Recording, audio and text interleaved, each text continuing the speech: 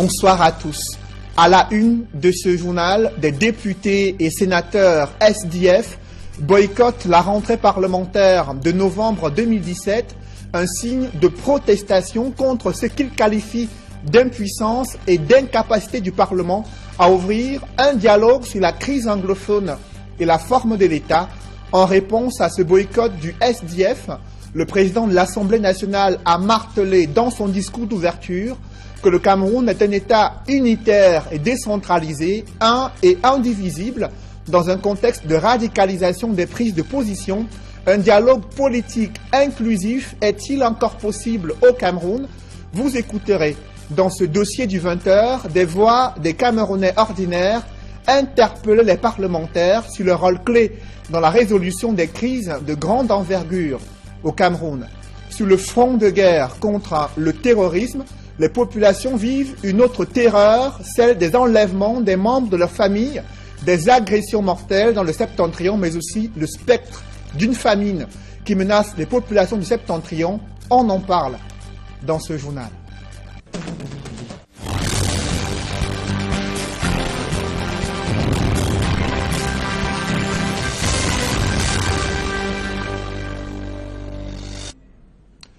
Merci de suivre cette édition complète de l'information sur Equinox Télévision. La rentrée parlementaire de novembre 2017 est marquée par le boycott des députés et sénateurs du SDF à l'Assemblée nationale et au Sénat, en suspendant ainsi leur participation. Ils entendent protester contre ce qu'ils qualifient d'impuissance et d'incapacité du Parlement à ouvrir un débat sur la crise anglophone et la forme de l'État. D'ailleurs, cette question, cette préoccupation liée à la crise anglophone n'a été évoquée qu'à la fin du discours d'ouverture du président de l'Assemblée nationale. Kavaye Egedibril a répété une fois de plus les prises de position de l'exécutif sur la crise anglophone, à savoir le Cameroun est un État unitaire et décentralisé, un et indivisible. Reportage Joël Essengé et Guy Zogo. L'ouverture de la session parlementaire de novembre à l'Assemblée nationale offrait avant tout deux temps forts, le boycott du Social Democratic Front et la présence du directeur du cabinet civil de la présidence de la République, Martin Bellinga-Eboutou, dans le box du gouvernement. Plus classique, le discours d'ouverture du président de l'Assemblée nationale a rappelé la nécessité de se conformer aux principes budgétaires pour le budget 2018. Le projet de budget qui sera bientôt soumis à l'examen de notre Chambre va être un projet réaliste, conforme aux grandes orientations de la politique budgétaire. Aussitôt après, il a précisé le contexte dans lequel ce budget va être examiné. Ce nouveau budget intervient dans un contexte global, toujours marqué par la chute des cours de pétrole et des autres principales matières premières primaires, à l'instar du cacao et du café. Sur un tout autre plan, le président de l'Assemblée nationale a mis en garde contre les risques d'une famine dans le septentrion. Le spectre d'une sévère famine plane actuellement sur la partie septentrionale du Cameroun du fait de la faible pluviométrie et de l'activité champêtre perpétuée, hélas, à l'insécurité provoquée par la rébellion Boko Haram.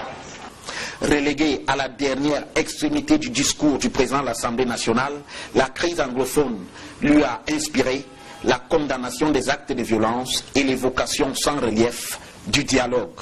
C'est le lieu pour moi de condamner avec la dernière énergie les assassinats, les actes de violence et les autres exactions qui continuent d'être perpétrées, surtout dans les milieux scolaires. On ne peut qu'encourager les uns et les autres à rester dans la voie du dialogue et de la concertation. Les députés, eux, se disent prêts. Nous sommes prêts, comme par le passé, à travailler pour le projet de budget qui sera soumis à notre examen. Nous souhaitons simplement que ce projet de budget prenne en compte l'actualité, les réalités de l'heure. Il faudrait que le budget reflète cette réalité pour permettre à notre pays de rester debout. Reste maintenant à rentrer dans le vif du sujet avec le dépôt des premières lois sur la table des parlementaires. Un débat parlementaire sur la crise anglophone est-il tabou à l'Assemblée nationale et au Sénat? Le RDPC, le parti au pouvoir, redoute-t-il des discussions sur la forme de l'État? Ce tabou subtilement imposé au Parlement agace le SDF. Ces parlementaires, ce matin, ont boycotté la rentrée à l'Assemblée nationale et au Sénat pour la session parlementaire du mois de novembre 2017 et comptent aller bien plus loin si rien n'est fait pour ouvrir un débat sur cette crise qui affecte déjà toute la République du Cameroun. Des précisions avec Marcelin Grassop dans ce reportage. C'est à l'absence de plusieurs députés que les parlementaires du SDF ont boycotté l'ouverture de la session budgétaire.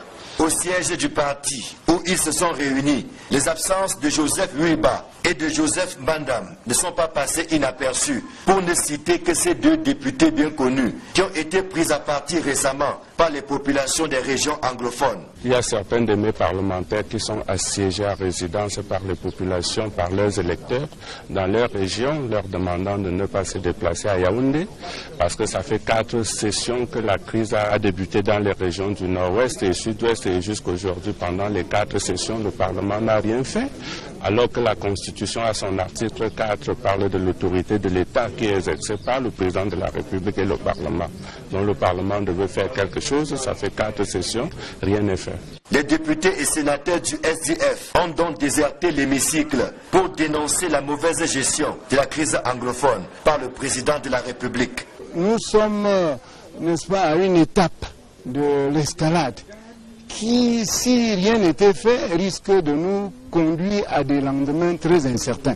Parce que non seulement les éléments de force de sécurité ont été assassinés, ça c'est jusque-là, depuis le début de la crise, nous n'avions pas encore vécu ça, mais aussi les populations menacent nos élus de ce qu'ils n'entendent plus qu'ils aillent à Yaoundé sans qu'on sache ce qu'ils aillent faire. Parce que c'est comme s'ils cautionnaient ce qui se passe à Yaoundé, c'est-à-dire le mépris à leur endroit. Donc, ceux-là aussi peuvent être tués au cas où, n'est-ce pas, sans façon, ils font comme s'ils coopéraient avec le gouvernement. Donc, que vous savez, nous sommes les élus du peuple, les représentants de ce peuple. Et ceux-là qui nous ont élus ne peuvent pas être en train de souffrir, ne peuvent pas être torturés, massacrés, et nous nous comportions comme le gouvernement, c'est-à-dire comme si de rien n'était. À la question de savoir jusqu'où iront-ils dans le boycott de la session en cours, les parlementaires du SDF s'en remettent à la sagesse du président de la République. Nous attendons un dialogue inclusif avec tous les acteurs de la société civile, des partis politiques, du clergé, des chefs traditionnels et autres.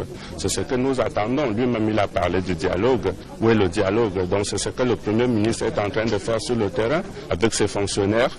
Je ne crois pas. Nous adressons notre communiqué en direction du chef de l'État parce que c'est lui qui doit apporter la solution à cette crise. Pour le moment, je ne peux pas vous donner la suite, donc la suite c'est que j'attends le chef de l'État. Ce n'est pas la première fois que les sénateurs et députés du SDF boycottent une session parlementaire, à la différence que cette fois, ils n'ont pas occupé leur siège avant de les abandonner, comme par le passé. Ils ont préféré un siège plus confortable selon eux, celui de leur formation politique au quartier Olezoa à Yaoundé. It is worth noting. Et au Sénat, dans l'après-midi, Marcel Nyat Difendi a condamné la montée de la violence dans les régions anglophones avec les actes perpétrés contre des gendarmes. Le président du Sénat a invité les parlementaires à être des apôtres de la paix et s'engager pour relever les défis liés à cette session consacrée à l'examen et l'adoption du budget 2018. Et vous le voyez en image, cette session s'est ouverte en l'absence remarquée des sénateurs du STF. Néanmoins, l'on a relevé la présence du directeur du cabinet civil de la présidence de la République et des membres du gouvernement invités à l'ouverture de la session parlementaire au Sénat pour ce mois de novembre 2017.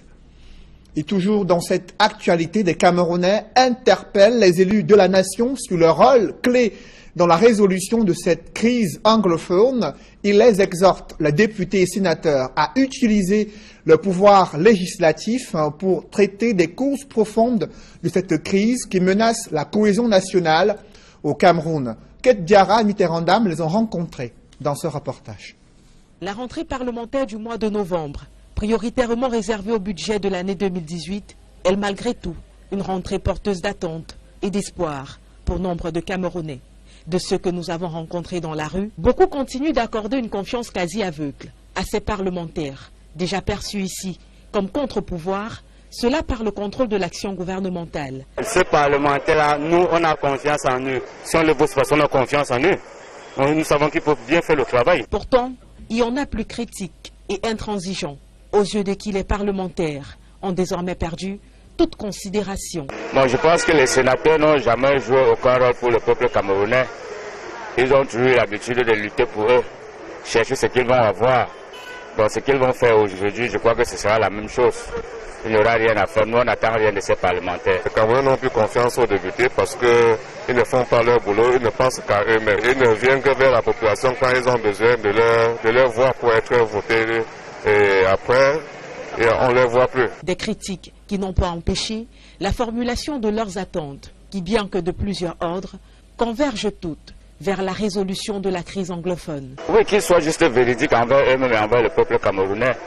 Puisque avec la crise anglophone qui est en train de se passer, je pense qu'ils devaient s'attarder mieux par rapport à ce sujet et savoir que les Camerounais sont en train de souffrir. Chercher à trouver la solution pour que nos frères du Nord et du Sud soient dans de bonnes conditions et que le Cameroun soit en paix. La dernière session de l'an, qui intervient à un moment de crise, exacerbée par la radicalisation des revendications anglophones et la guerre contre Boko Haram, ne sera pas de tout repos pour les parlementaires.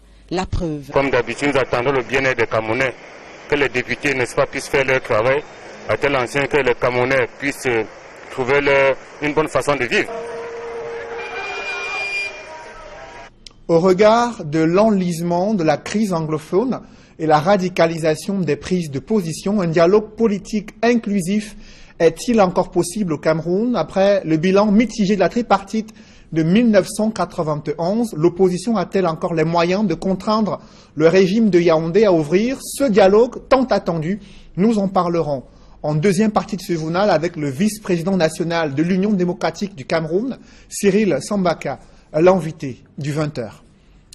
Dans le reste de l'actualité, il joue un rôle déterminant sur le front de guerre contre le terrorisme. Il s'agit du bataillon des troupes aéroportées qui déploie ses paracommandos au combat par des voies et des moyens aériens et durant des exercices de grande envergure au centre d'instruction de Koutaba, nos reporters ont été entraînés au cœur des grandes manœuvres visant au largage de ces paracommandos. Un reportage réalisé en haute altitude avec Mamassou Faure d'Alaskana et Jean-Paul Chouniat. Sur la base de Koutaba, les éléments du bataillon des troupes aéroportées passent le clair de leur temps à l'entraînement physique et à la simulation des manœuvres tactiques terrestres et aériennes. Des moyens d'action qui garantissent à ce corps d'élite la capacité unique de frapper en zone de conflit les centres de gravité de l'adversaire en franchissant des obstacles de distance, les terrains hostiles et l'ennemi. Formant un des 4 corps de la brigade d'intervention rapide, instrument incontournable de projection de force et de puissance par la maîtrise des opérations aéroportées. Le saut en parachute, c'est la raison d'être du BETAP. Tout bleu dans le corps fait ses premiers pas de parachutiste sur ses agrès.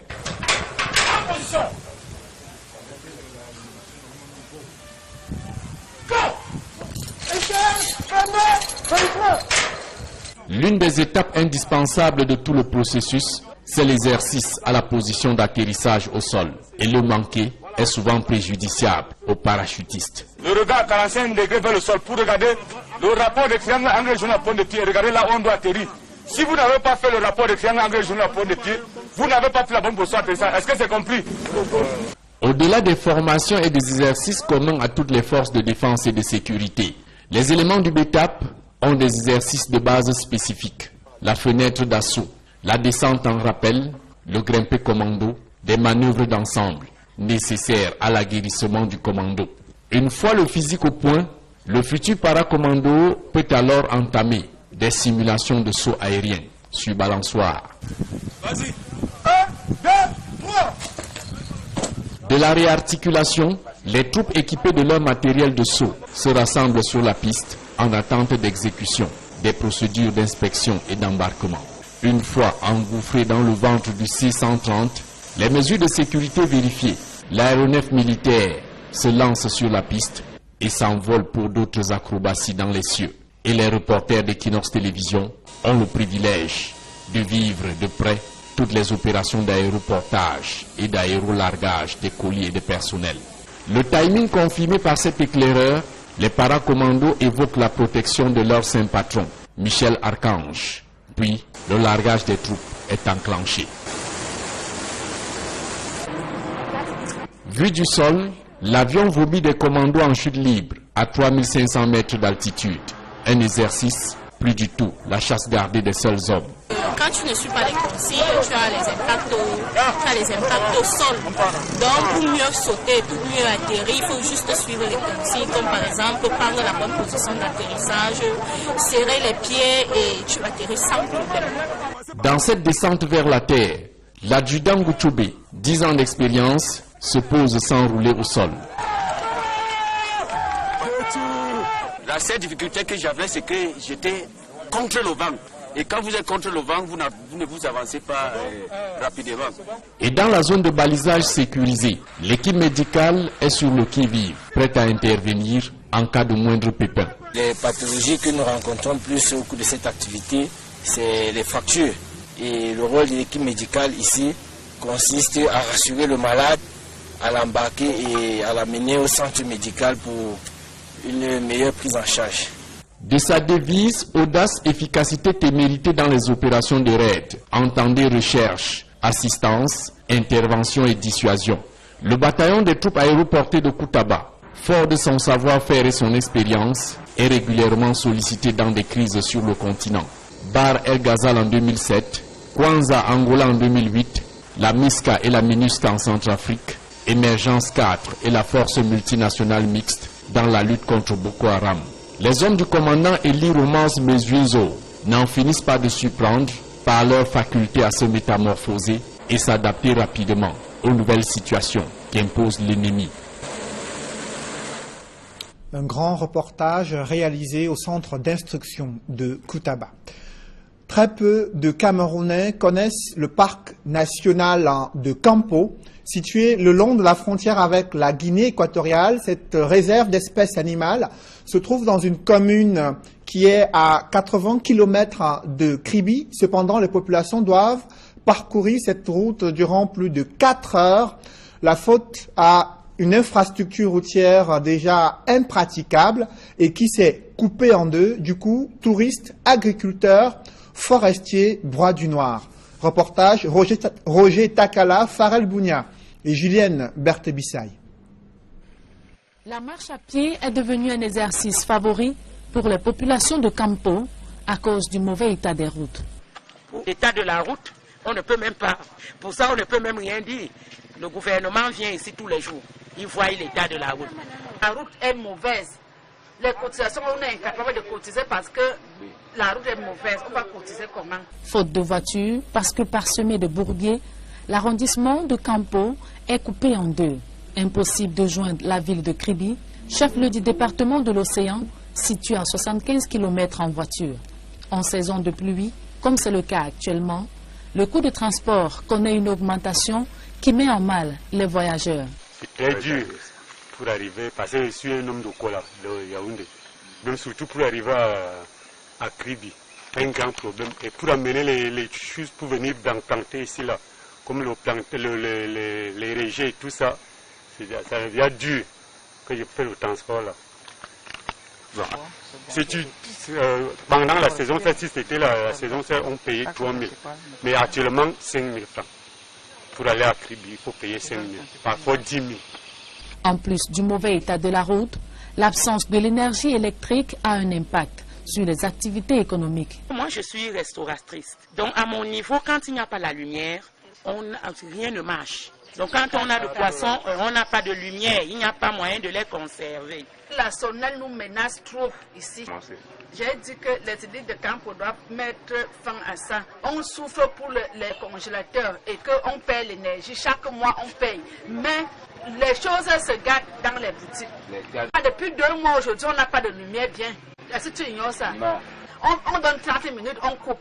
On donne 20 minutes, on coupe. 1 heure de temps, on coupe. On fait comment?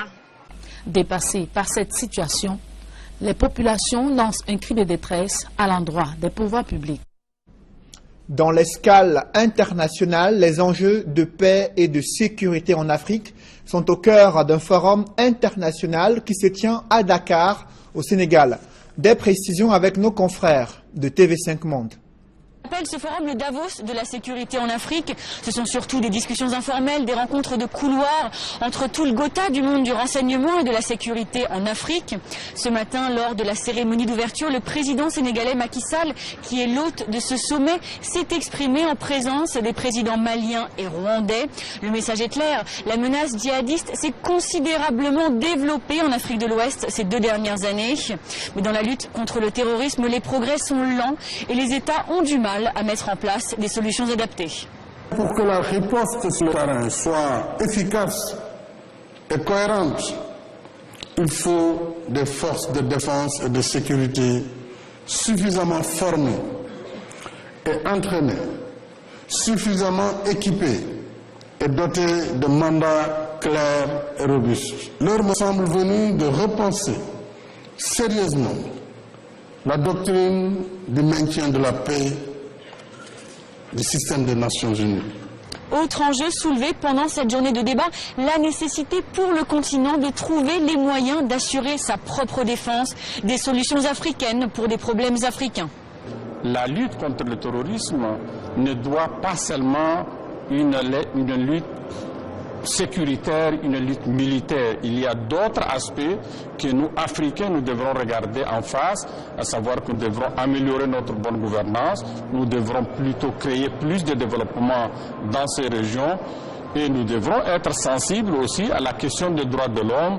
À l'issue de ces 2 jours de rencontre, il faut savoir qu'aucune grande décision relative aux crises africaines ne sera prise. Il s'agit davantage d'échanger, de débattre sur les sujets chauds du moment, comme par exemple le financement du G5 Sahel, dont la première opération a eu lieu en début du mois. Et au-delà de cette crise sécuritaire qui touche également le Cameroun, il y a une crise sociopolitique dans les régions anglophones qui a suscité le boycott de certains députés, notamment ceux du SDF, à la rentrée parlementaire de novembre 2017. On en parle dans la 2e partie de ce journal, mais avant, un public reportage concernant cette nouvelle cuvée des diplômés de l'école Odessi, désormais sur le marché de l'emploi. Ils sont prêts à améliorer les performances des entreprises camerounaises. Reportage. Dans un décor majestueux, une ambiance chaleureuse, le mercredi 1er novembre 2017 à Douala, le délégué régional du ministère de l'Emploi et de la formation professionnelle pour le littoral a présidé la cérémonie de remise des parchemins aux apprenants de la 17e promotion de l'Odessi, baptisée Innovation. La cérémonie se tient dans un hôtel très huppé de la capitale économique, paré de leurs plus belles toges. Souriants, confiants et fiers de vivre ces moments inoubliables de leur carrière, les heureux lauréats exultent de joie. Et je pense que cela a été parfaitement exprimé à ce niveau. Je ne peux que féliciter le promoteur du centre de formation professionnelle Odessi qui, en 17 ans, a déjà formé près de 4700 jeunes et inséré plus de 70% de cet effectif. Et je profite là pour adresser à monsieur le promoteur les félicitations de monsieur le ministre de l'Emploi et de la formation professionnelle pour l'œuvre qu'il abat aux côtés des pouvoirs publics dans le combat contre le chômage. Cet événement a concerné 270 lauréats arrivés en fin de formation dans les spécialités douane transit, transport et logistique, fiscalité et les différentes spécialités informatiques. Près de 9 mois d'études et après 2 mois de stage professionnel en entreprise, c'est un moment vraiment attendu. Vraiment, c'est un sentiment vraiment de satisfaction, que d'émotion, que de la joie. On est content du résultat, vraiment très satisfait. Le défi, c'est tous ceux qui se présentent avec un CV formation Douane Transit a le défi, vraiment il ne faut pas douter. La qualité des enseignements est nickel. C'est vraiment professionnel, c'est exactement le terrain. L'Organisation pour le développement des échanges et du commerce international ODECI fait partie d'un groupe d'enseignement supérieur et professionnel dénommé ISFA ODECI. L'ISFA pour l'enseignement supérieur et l'ODECI pour la formation professionnelle. ODECI, c'est une formation optimale qui cadre avec les besoins enregistrés dans le monde de l'emploi. À l'ODECI, c'est le professionnalisme. Le corps enseignant est essentiellement constitué de professionnels. Il y a encore quelques possibilités d'inscription, particulièrement dans les filières de douane transit et de transport et logistique, pour ceux qui auront choisi l'enseignement supérieur dans le cadre du BTS ou bien du HND. Et nous avons des effectifs mesurés qui permettent que nous puissions assurer un suivi individualisé de chaque étudiant. Et comme je le disais tantôt, nous formons pour que les apprenants soient opérationnels, pour qu'ils soient directement capables de s'insérer dans le milieu professionnel. Les inscriptions se poursuivent dans les 2 campus du groupe, situés à Akwa Douala. ODECI, formé pour un métier, formé pour un emploi. Dans une poussière de seconde, la deuxième partie de ce journal.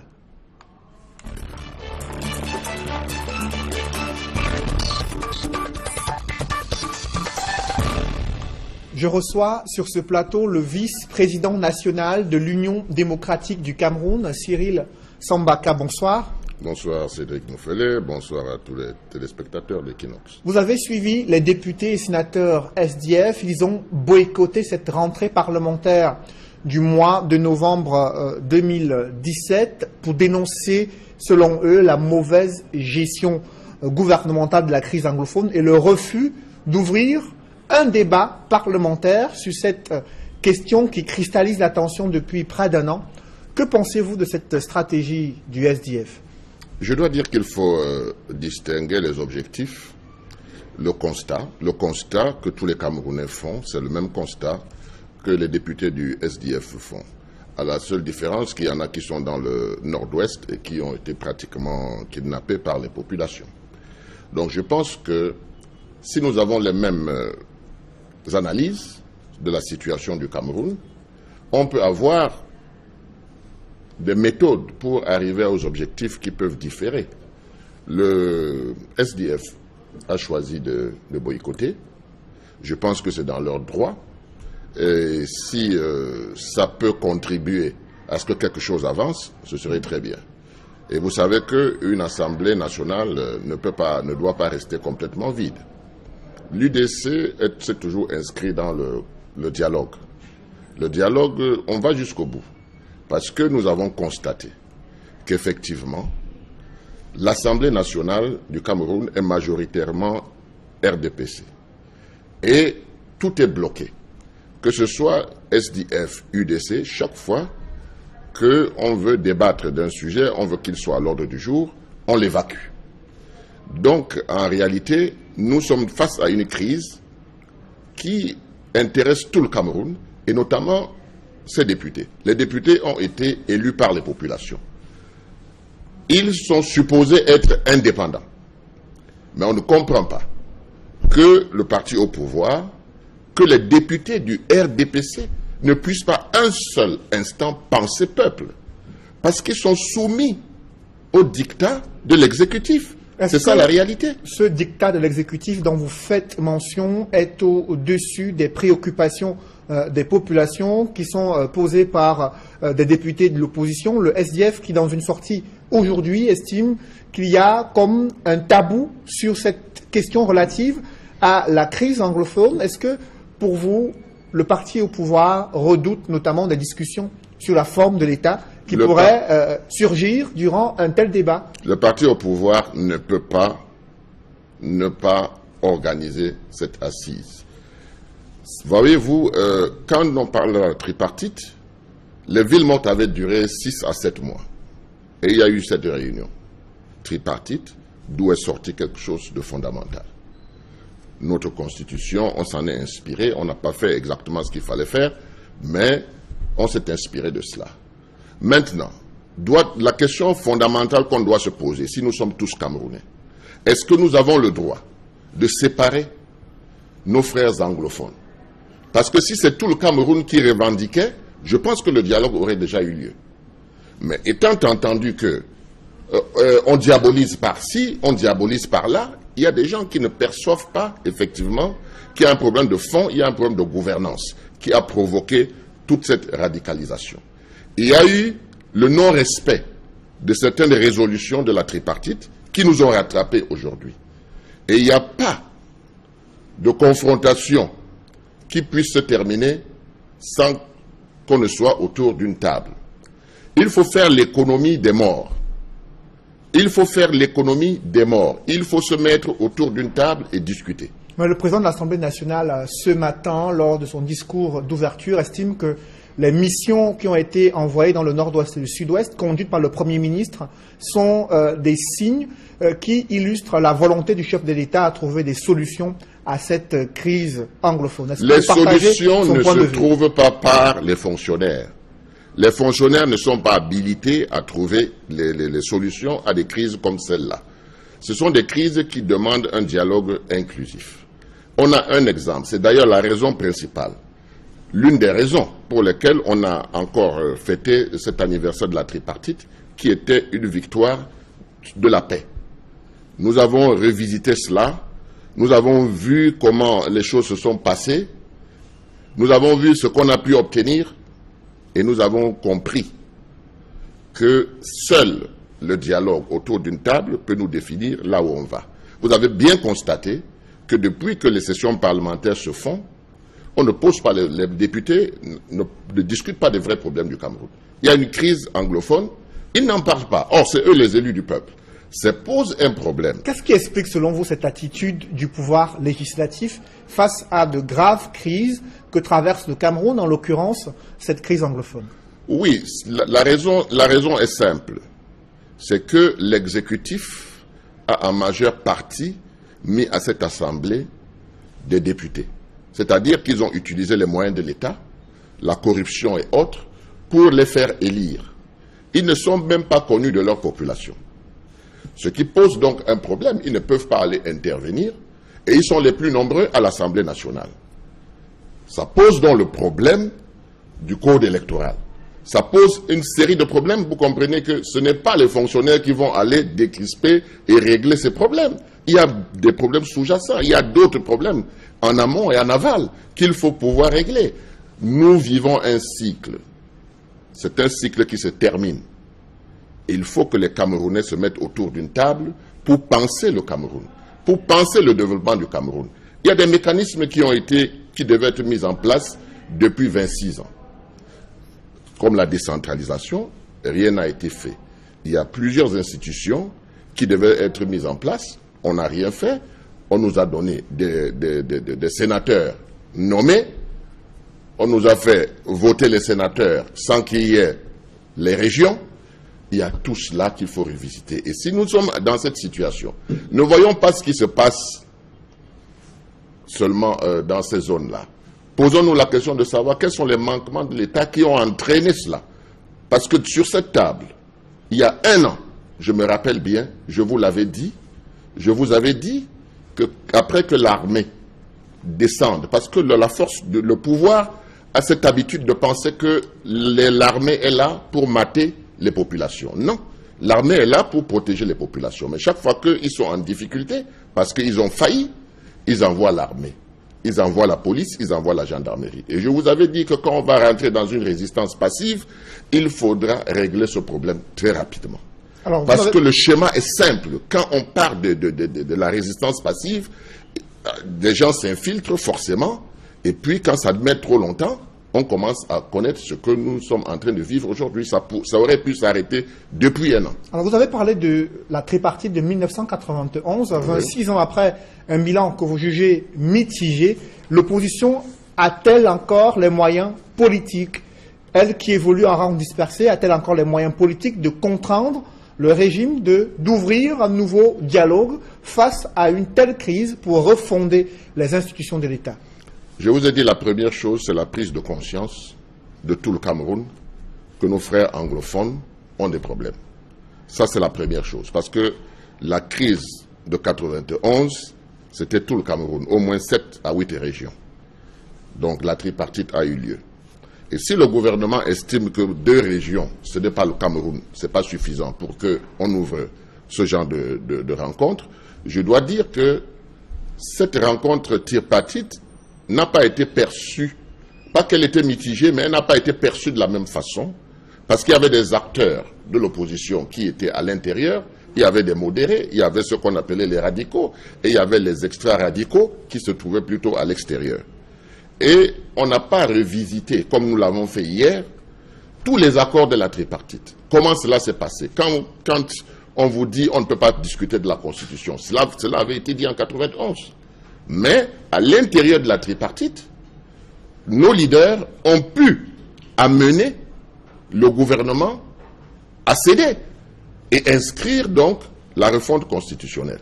Est-ce que justement ce débat sur la forme de l'État peut renaître à travers cette crise anglophone? Vous suivez les prises de position des uns et des autres dans le cadre de cette crise. Il y a d'un côté le parti au pouvoir et les pontes du régime qui estiment que le Cameroun est un État unitaire décentralisé et qu'il n'y a pas de débat là-dessus. D'autres qui sont favorables au fédéralisme et certains plus extrémistes qui expriment leur prise de position séparatiste. Comment peut-on juguler tous ces problèmes-là? D'abord, il faut rectifier. Le Cameroun n'est pas un État unitaire décentralisé. On n'a pas de décentralisation au Cameroun. Et ça depuis 26 ans. Face à cet échec du gouvernement à implémenter la décentralisation, rien ne peut plus être tabou. Parce que pour dire que le Cameroun est un État unitaire décentralisé, il faut qu'on nous montre ce que c'est que la décentralisation. Or, si en 26 ans, on n'a pas pu implémenter la décentralisation, rien ne peut être tabou dans une discussion. Mais le gouvernement estime qu'il y a eu des premiers pas qui ont été effectifs à travers quelques pouvoirs qui ont été délégués aux collectivités territoriales décentralisées au Cameroun et que c'est un processus qui certes est lent mais qui progressivement va arriver à son terme. Non, c'est pas vrai. C'est d'ailleurs ça qui décourage beaucoup de gens des points de vue de notre gouvernement. C'est pas vrai. La décentralisation n'a pas besoin d'1 million de temps pour être implémenté. Ils ont refusé la décentralisation pour des raisons égoïstes. Ce sont des forces, comme on dit à l'UDC, des forces égoïstes de positionnement. Ce sont des gens qui ne veulent pas céder un pas sur l'autoritarisme. Nous avons besoin d'avoir ce qui est géré localement et ce qui est géré au niveau central. Malheureusement, ce n'est pas fait. Vous pensez que quand on fait 1% de décentralisation, quand d'autres pays sont à 20, 30%, et que ça marche, on ne peut pas parler de décentralisation. Eux-mêmes ont reconnu, après, que la décentralisation doit être accélérée. Mais est-ce que vous vous rendez compte, Cédric? 26 ans. Des enfants qui sont nés à cette époque-là, ils ont 26 ans aujourd'hui. Il n'y a pas de décentralisation. Vous pensez qu'il y aura ça le siècle prochain? Il y aura ça quand? Puisqu'on le met méthodiquement, petit à petit. C'est ce qu'ils disent. Nous sommes déjà à 1%. Et ça résout quel problème local? Ça ne résout rien au niveau local. Donc le fond du problème, c'est que le gouvernement est incapable d'appliquer ses propres lois, sa constitution. Donc, et qu'attendez-vous à présent du chef de l'État depuis qu'il est rentré à l'Assemblée générale des Nations Unies? Il ne s'est pas exprimé de façon claire sur les moyens qu'il compte engager pour résoudre la crise anglophone. On se dirige déjà vers la fin de l'année avec son traditionnel discours le 31 décembre. Il y a une session budgétaire qui démarre. Qu'attendez-vous concrètement? Vous voyez, c'est ça qui est formidable au Cameroun. Parce que tout le monde se rend compte, effectivement, que notre administration, nos ministres, le président de la République a l'habitude de leur dire qu'ils ont échoué.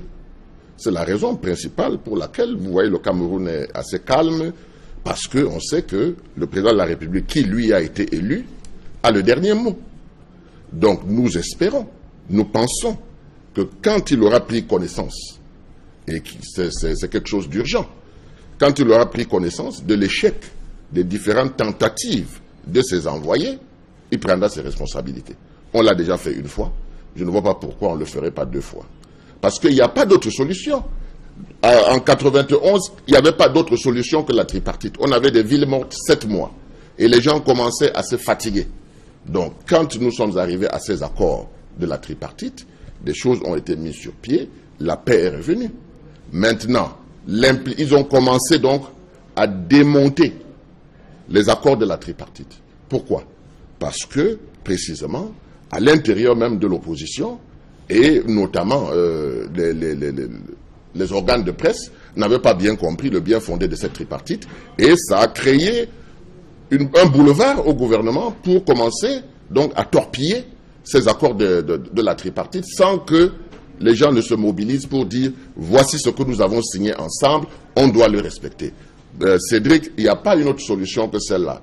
Partout dans le monde, c'est comme ça que ça se passe. Merci Cyril Sambaka. Je rappelle que vous êtes le vice-président national de l'Union démocratique du Cameroun. Mesdames, messieurs, c'est la fin de ce journal. Merci de l'avoir suivi. Restez sur Equinox Télévision juste après cette édition du 20h. L'émission Parole de femmes, présentée par Julingue Nyondé. Bonne soirée sur Equinox Télévision.